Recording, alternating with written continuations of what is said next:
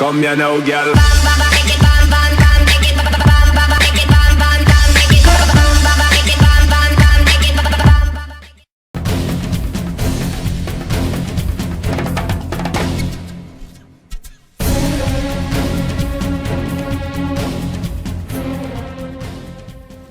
Before the Great War, there was a powerful necromancer, wandering through the ancient battlefields. All necromancers practiced magic related to the dead, but this particular conjurer was only interested in corpses and bringing them back to life. As he was passing through the barren lands, he would collect the most preserved corpses of the fallen, and he would bring them back to his dark and damp cave. As the decades passed, his experiments were successful, and he had risen hundreds of undead warriors. He was respected among his fellow necromancers for his great conjuring abilities. But the old conjurer was not satisfied with this great honor. He wanted more. While looking at and thinking about his great undead army, he felt a need to create the ultimate abomination. A general for his vast undead army.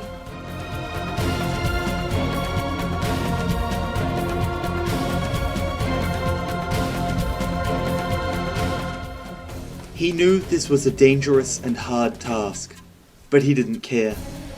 His greed and hunger for power were unmatched, and with a determined first step, he headed towards the furthest places in the fields of endless carnage.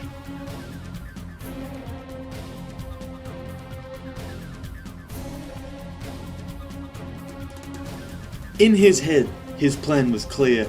He had to acquire the best corpses of fallen generals and heroes. Luckily, the fields in this region were so corrupted that they didn't decompose, even after years of lying there. Blue mist was covering the land, preserving everything that was dead and lifeless.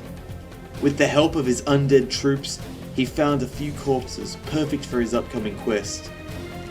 As he was returning to his cave, one of his soldiers found a huge metal hook pierced through a fallen warrior. The necromancer was sure that this would be a perfect and unique weapon for his new creation.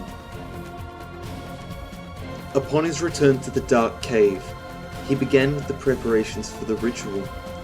He took the best parts from the collected corpses and put them together to form a beast, bigger and scarier than anything he'd created before.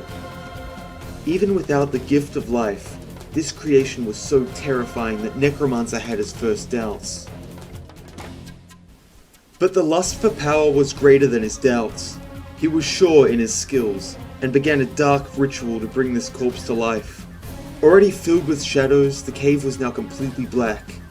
You could only hear Necromancer's voice from somewhere in the darkness as he was invoking his spell.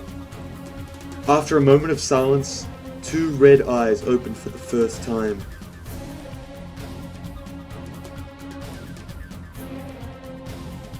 This was the Necromancer's greatest creation, but also the last mistake he would ever make.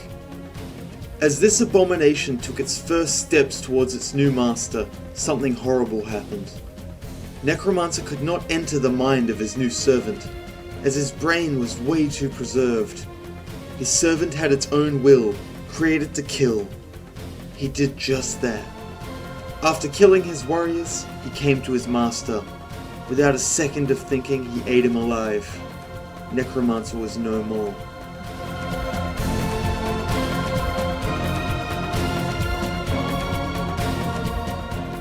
As the beast was more and more aware of the reality around it, it cleared its thoughts and dubbed itself the Butcher. It found some new weapons in the cave. With those, it easily killed the rest of the Necromancer's army. At the same time, he was unknowingly preparing himself for the great upcoming war.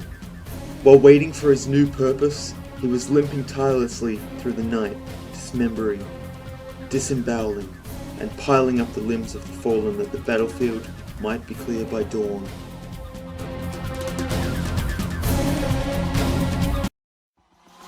Come here now, girl.